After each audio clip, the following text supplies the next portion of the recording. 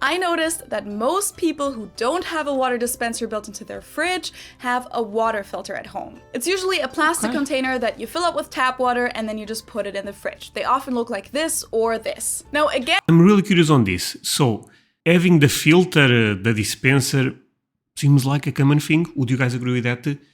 But buying water is not a common thing. Here, since we don't use filters that much, we buy water. Please leave me a comment, my friends, because I really would love to understand this. And this is a big thing when I go to America. I need to know if it's safe to drink tap water or not. Today I'll be reacting to 10 things I had never done before I came to America. My friends, this should be a fascinating one, and I wonder what those things are. But before I go into that, let me ask you for one thing. If you can leave a like, thank you so much. It's the best way to show support. If you can subscribe, well, in that case, forget about it. You make my day. Have that in consideration. Now, link for the original video in my description. I love this type of videos. Let's play it. what do these things have in common? Well, they're all on my list of 10 things I had never done before I came to the US. Okay. I'm actually quite curious. Hello, servus, and welcome back to my YouTube channel. My name is Felicia. I'm originally from Munich, Germany, but I've been living here in Cincinnati, Ohio, on and off since 2016. And over the course of these almost 5 years here in the US, there have been a lot of firsts for me, and there still are sometimes. So things that I had never done before I came to the US. I kind of wish I had made a note every time that happened, which of course in the first few weeks and months here in the US, it happened all the time. But I did my best to remember as many of those things as I could. So here are 10 things I had never done before I came to the US. Number 1. Number 1 has to do with water. I'm one of those Germans that doesn't like I never drink water until I came to...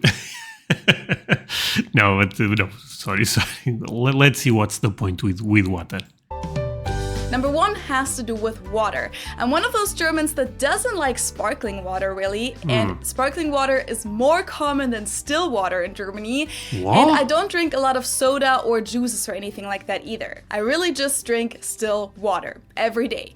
And in Germany, I used to just drink our tap water right from the faucet usually. Here, however, I started using water filters for the first time. Now, this... Okay, wait a second. This thing with tap water, I think this...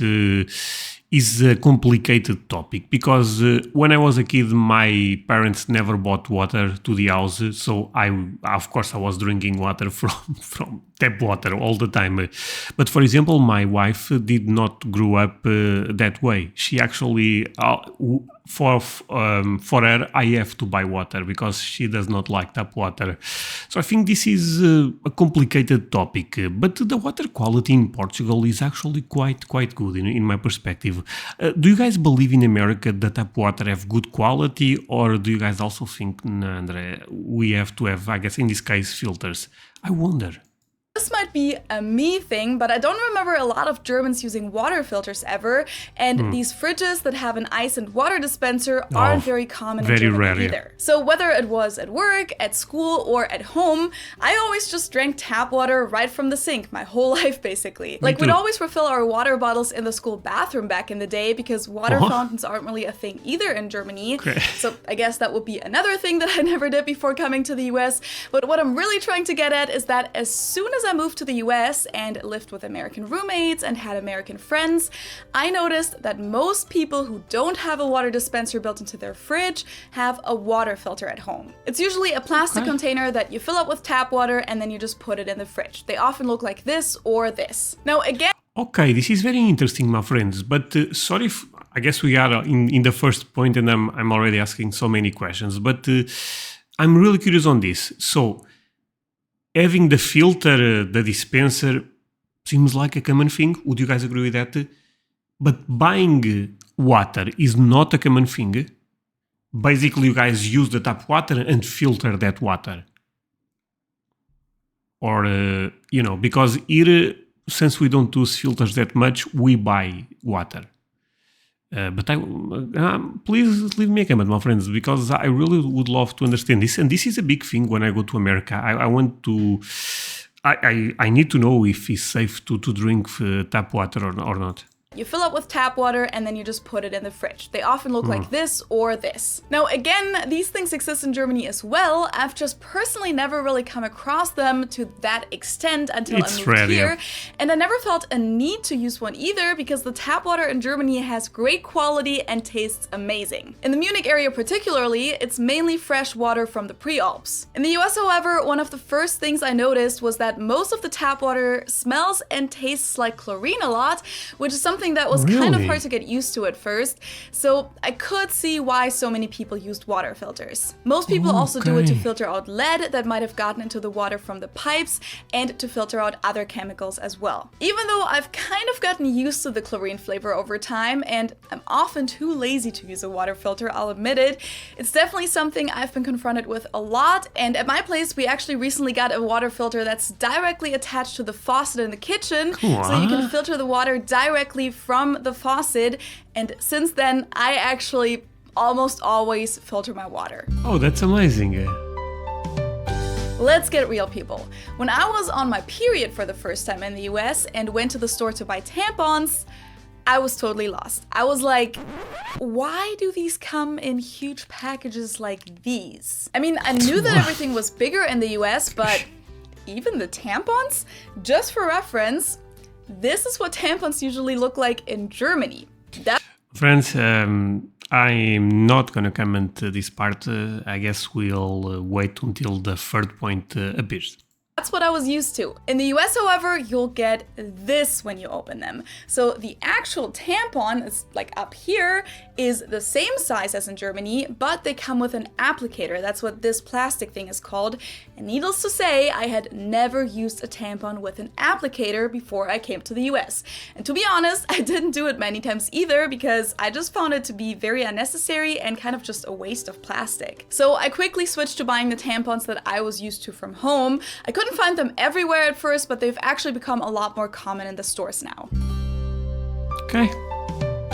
The third thing I had never done before I came to the US is using a VPN on my laptop. But in the last few years, it's really become part of my daily life. I use it all the time, and that's why it's really fitting that this video is sponsored by ExpressVPN, which is the one that I've been using for a while now, and I can totally recommend it. Now, what do I use ExpressVPN for? I mainly use it to access... Wait, but is this a real point? Do you guys use VPNs? I mean, there is a lot of marketing and there is a lot of... I even got emails of some companies, some VPN companies try to sponsor me. Not gonna mention names, of course. But I rejected them, you know, because I don't feel like that's something... do you guys think it's something that people need? You know, I think most people, as long as they don't do any crazy thing on internet, I think our regular connection is fine, no? German content on YouTube and on the media libraries of German TV channels, or even to access their TV live streams. A lot of that content is usually geo-blocked when I try to access it from the US here, which really sucks, but with ExpressVPN I can change my online location, so when I pick Germany, I can access those programs even though I'm not actually in Germany. The next point is one that I've mentioned before in my video on money and payments, and also in my video on things that surprised me about everyday life in the US, but I had to include it on this list too because it's such a major point to me. Before I came to the US, I had never seen, let alone written or cashed, a check. In Germany, checks haven't really been around for a few decades now. At the stores... Well, friends, I saw checks when I was a kid. Nowadays, that's that's a unicorn. You never see it. People still use a lot of cash in Germany, but big payments, like when buying a car or something like that, are usually made via debit or credit card, and things like paying rent and utilities is usually a bank transfer from or to your bank account. Things like rent or regular bills are often paid via a standing order, Dauerauftrag, or a Bankeinzugsermächtigung, a direct debit authorization. Same goes for getting paid at work. That's usually just sent to your bank account once a month. So it's very normal in Germany to just send out money to another person's or an institution's bank account directly from your online bank account. We also use PayPal in Germany, but there really isn't a big need for a lot of other payment services because transferring money between bank accounts accounts is pretty easy and safe. In the US, however, things are a little different. I don't think anyone has ever asked me to send them money via a bank transfer here. I have had my salary deposited to my bank account before, but even that was a lot more complicated to set up than it is in Germany. Whenever the topic of bank transfers even comes up in the US, it's often connected to other payment services like Zelle that you kind of connect your bank account to and that you then make the payment through, or people get very paranoid about giving out their bank account information, which makes me think that apparently the system here isn't very safe. Of course... Wait, is this true, my friends? I mean, I know the banks are not angels, you know what I mean? But, and the bank system, you know, have some flaws for sure, but overall I still think is the best way to transfer money. You know, imagine if my mother or I want to send money to my mother. That's the best way, I feel like. So basically you guys have like third parties like Zillow or Zello.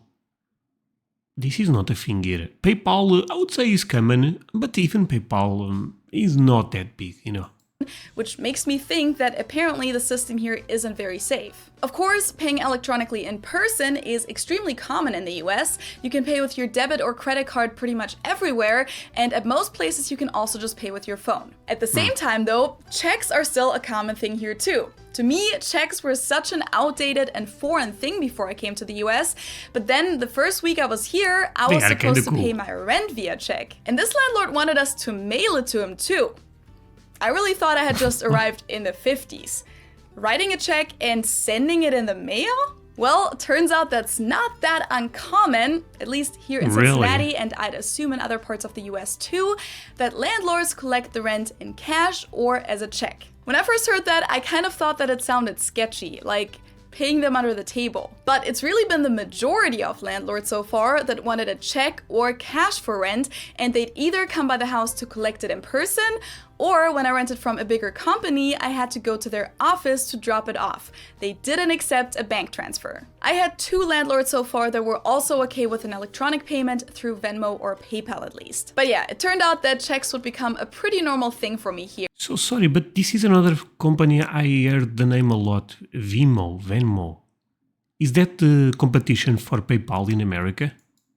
I've also been paid in checks a lot for single jobs that I did as a freelancer, for example, and I've paid some of my taxes via check and have also gotten tax returns as a check in the mail. At first, this whole check thing was a huge obstacle for me because when I first came here as an exchange student, I wasn't really planning on staying here long term, so I didn't have a bank account in the US, and without one, it's extremely hard to cash a check or write one. But now I have my own little checkbook and I've written many checks, and I'm not gonna lie, it definitely makes you feel like an old school gangster a little bit when you fill out your check and then sign it and then rip it out from your little checkbook. And because I've got okay, that's amazing, actually. The thing with checks is it's probably not that difficult, right? I never... I saw it when I was a kid and that's it. I don't even know that well how the check works. I assume you put the amount of money you want to give to a specific company or person, and the person goes to their bank and gets the money. It's almost basically a third party, the check, you know what I mean, between you and the other person getting the money. But it's kind of cool. Gotten a lot of comments from people. Hey, anyone watching recently end up using checks? If so, leave me a comment. I would love to know. Before who said something like, what? No, checks aren't common in the US at all. That must be just an Ohio thing. What? If you've ever written one or received one, then yes, they're common compared to Germany. Oh, okay. This one I've also mentioned before in this video. During the first few weeks of my exchange semester here, I was going to a little festival that the university was hosting with food trucks and an open air concert, and we were all driving there. It was all Americans and me, and on the way there they said, it might be good to get some cash maybe because of the food trucks. A lot of Americans don't usually carry cash on them, so we headed to an ATM. And I was baffled when we got to the close by bank, and instead of getting out of the car to all use the ATM one after another, it was a drive-thru. Not for food, but for cash. Oh, a that's drive-thru amazing. ATM. I had never seen that before in Germany. So we all got the money. Okay, well, friends, I see this all the time. Drive-thru ATM. But is really that common, or is something that is only available in certain states? Because I think like people talk about this all the time, but I never understood if this is mainstream or not. For example, if you want to get money right away, can you go to a drive-thru that is close to you, or is that far? You know, I really wonder about that. While staying. But let me say this. Let's run it back, sorry. This is a tremendous idea. After another, it was a drive-thru. Not for food, but for cash. A drive-thru ATM. I had never seen that before in Germany. So we all got the money while staying in the car the whole time. And well, what can I say? This was one of the first things I did when I finally got a car myself here, which wasn't until 2019. Going to a drive-thru ATM? I was kind of like, okay, let's be as American as possible and get some drive-thru cash. I've heard that those things do in fact exist in Germany too, but I've never seen one during my 22 years of living in Munich, so they're definitely not a very common thing. No, that I never saw drive-thru ATM here. Maybe it is to be fair, because I don't know everything about my country, but on my city I'm pretty sure that there is. Another first for me that I wrote down on my list is punching a hole in the wall. Now I should explain, I've never actually punched a hole into the wall myself, but I've seen other people do it, and I've accidentally ripped holes into the wall. Dude, if I try to do this in my hall, I break my hand. I cannot do this. It's impossible. They are, bricks. When I tried to put screws in, for example. And one time when my roommate was moving in, they were carrying the bed up the stairs, and in the curve they accidentally hit the wall, and well, it also left a hole. Now, how come I had never seen that before I came here? Well, in the US, it's pretty common for houses to be built out of wood, plywood, and drywall. Compared to German houses that are usually made out of materials. Yeah, my house is built like this, exactly. Such as bricks or concrete. This doesn't only lead to the walls being more transparent for sound and temperature, but also just not as stable. So in Germany, you definitely shouldn't try punching a wall because the risk of you breaking your hand is pretty big, but here punching holes into the wall is actually a thing, which is why it's a trope that comes up in movies sometimes too. Now, what's more American than this? Shooting. Oh boy. I had never shot a gun before I came to the US. As many of Never shot a gun in my life either, but when I go to America, I will. I have to try it. I mean, let's not go into politics about gun law, or I don't care about that. Here, I cannot do it, so I will do it in America, just to have the experience. You might know, here in the US you can go to shooting ranges to practice shooting. In Germany, you usually have to have a license to shoot a gun, with a few exceptions such as Schützenvereine, rifle clubs that will let you shoot without a license. Schutzerfahrung, yeah. Or you can also book shooting training sessions with a licensed instructor. But besides that, there aren't really places like here in the US where you can just shoot on your own without a license. Because compared to the US, we have really strict gun laws in Germany and not that big of a gun culture. Personally, I'm not a fan of weapons in any way, not even if it's for fun, but to at least give it a try, I went to a shooting range once here in Cincinnati together with another German friend. Now, getting off topic for a second, I already know that a lot of people are going to ask me in the comments whether shooting a gun took away my fear of guns. Why am I putting it in quotation marks? Well, I mentioned in one of my videos that I'm for stricter gun control in the US. Didn't even go into detail, and I just got a wave of comments of people saying things like, oh, you just need to let me take you to a shooting range, and once you learn how to shoot and how to properly handle a gun, you won't be scared of it anymore. Okay, so first... Honestly, I'm not going into politics, but I cannot even imagine America without guns. I think that's part of the culture. First of all, I don't need any... Is that something bad to say what I said? Because I really believe that, and I like it personally. Want to take me shooting, I can go to a shooting range myself, as I did. And secondly, what? Those comments are completely missing the point. I never said I was scared of guns per se, because obviously a gun doesn't operate without a human being. I think we can all agree on that. Now, I did Drones, no, they can operate without, okay. Say in the video that the presence of guns here in the US makes me feel unsafe. And that is still true. I really like going on walks by myself, for example, and I'd love to do it at night too, like around 10 p.m. or so, because it's really hot and humid here in the summer. But there are armed robberies here all the time, so I can't even go on a simple walk after dark, even when I have my pepper spray on me and have someone to talk to on the phone. I'm sorry, I honestly don't get this point. I hope this again does not sound wrong, but you get assaulted here also in Europe, by the way, with people that have guns. Because, you know, people that don't follow the law, they have guns, even if it's illegal. So this, I honestly don't even see this point that well. Phone while being out. In Germany, I can do all of those things. I can take the subway alone at night, ride my bike at night, walk through the city, and still feel safer than walking through the city here during the day. Now, did shooting a gun take away my feeling of being But that thing is probably because maybe Germany, that city in specific, is more safe than the city she's living right now. I don't think it's the gun culture, you know what I mean? Safe? No, of course not. Why would it? Me feeling... Is a hot take to say that criminals everywhere have guns? I don't think it's a hot take, right? I mean, do you guys think in Europe you cannot have guns? You know, the criminal goes, yeah, okay. No, they will find some, you know.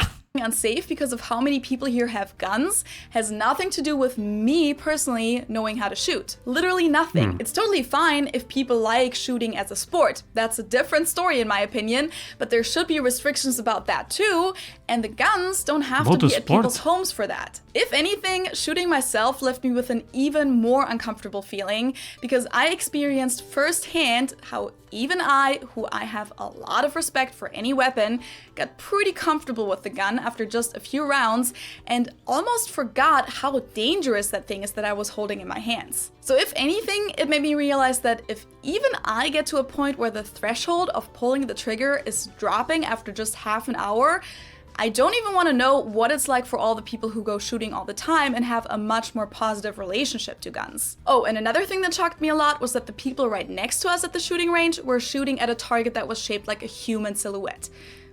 Just no. Now, did I have fun?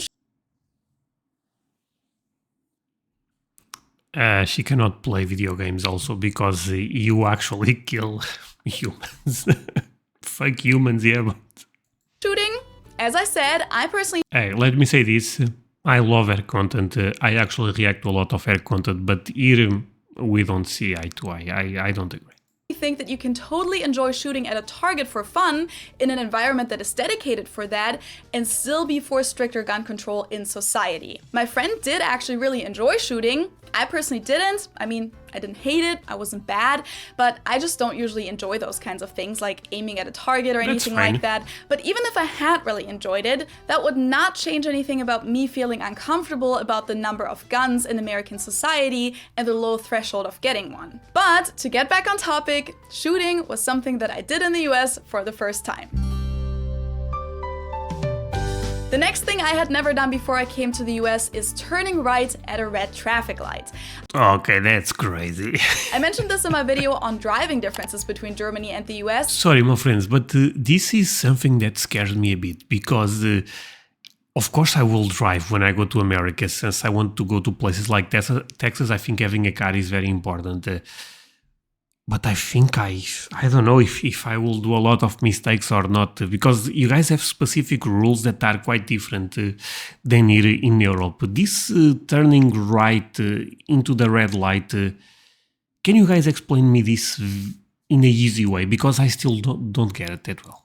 But in Germany, you cannot turn right when the traffic light is red unless you have this little sign at the light. That sign isn't very common though, so usually a red light means stopping until it's green, no matter whether you're going straight or turning right. Here in the US, however, it's the other way around. You're usually allowed to turn right at a red traffic light, unless there's a sign that says otherwise. Those signs usually just say no turn on red or no turn on red on weekdays or something along those lines. But even if you do turn right on red... Damn, that's complex actually. What? So there is specific rules. Okay, wait, what? Unless there's a sign that says otherwise. Those signs usually just say no turn on red or no turn on red on weekdays or something along those lines. But even if you do turn right on red, you're still supposed to stop first, then look if there's any traffic coming, and if not, you can turn. Okay. This next one was something that we talked about every single day on my first US road trip with my family in 2011. We traveled the US for over 3 weeks and stayed at a lot of hotels, and one thing that we all did for the first time there, and that kind of baffled us, was that even at 4-star hotels, we'd be eating breakfast off of disposable plates and with disposable silverware. I've mentioned this before in my conversation with Nelf, how I can't really get used to... Okay, that's actually an American thing. Is not that does not happen here at all. Disposable plates and what?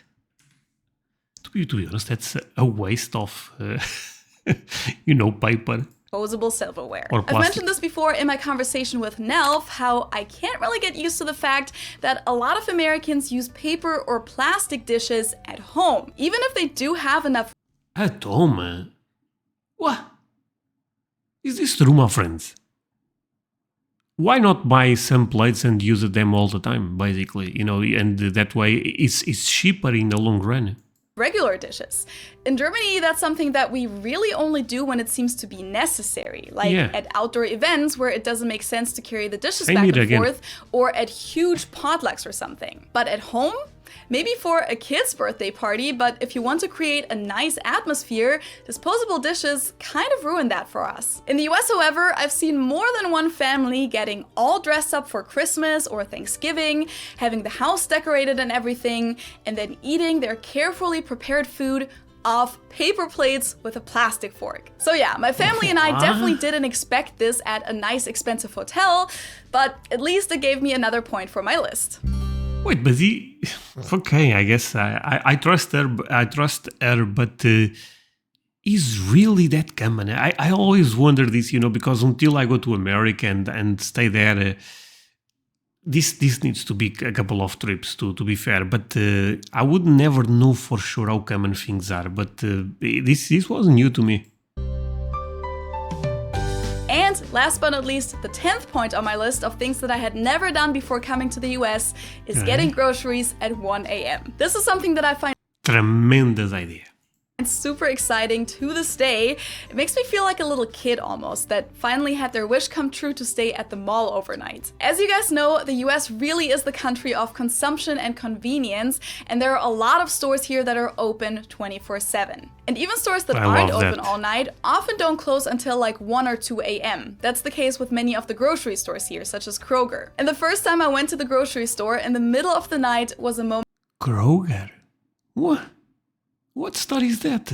Is this like competition for Walmart?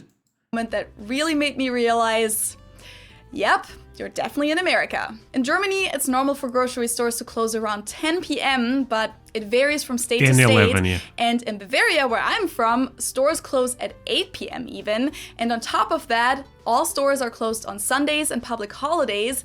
So growing up with that, I still find it fascinating that if I wanted to, I could technically go to the grocery store in the middle of the night and just do my regular grocery shopping. Okay, you know what's crazy, my friends? Here in Portugal now there is a debate if shopping, supermarkets, stuff like that should be closed on Sunday.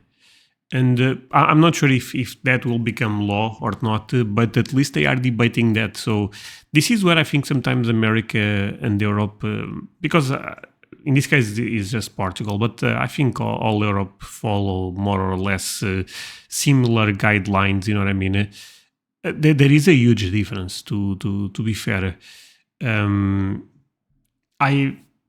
again, I love the 20 hours open. I think it's tremendous, and I wish we had that here.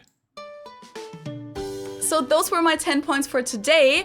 I actually have some more points on my list, but as you guys have probably noticed, my videos tend to become a little longer than I intend to usually, so I decided to limit this one a little, but let me know in the comments below if you want me to make a part 2 and share more of those things with you guys that I had never done before I came to the US. And let me know what other things you guys can think of, so if you've ever visited the US as a tourist or have moved here from another country like me, what was something that you did for the first time here? Or what are your first experiences in other countries? Let me know in the comments below. If you like this video but haven't subscribed to my channel yet, you should definitely do that now. Just click on the little subscribe button and then also click on the notification bell so that you don't ever miss a new video of mine.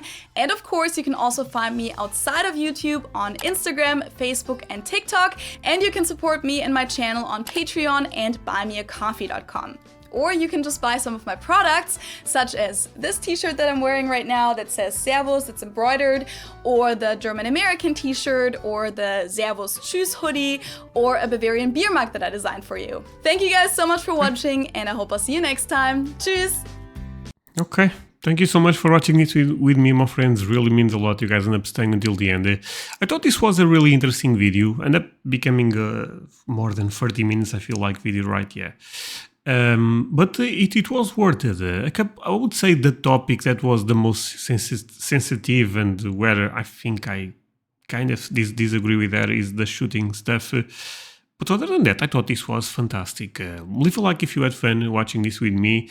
Feel free to answer the questions. End up asking millions of questions on this video, I feel like. So feel free to answer the ones you feel comfortable. But yeah, see you guys in the next one. Bye, my friends.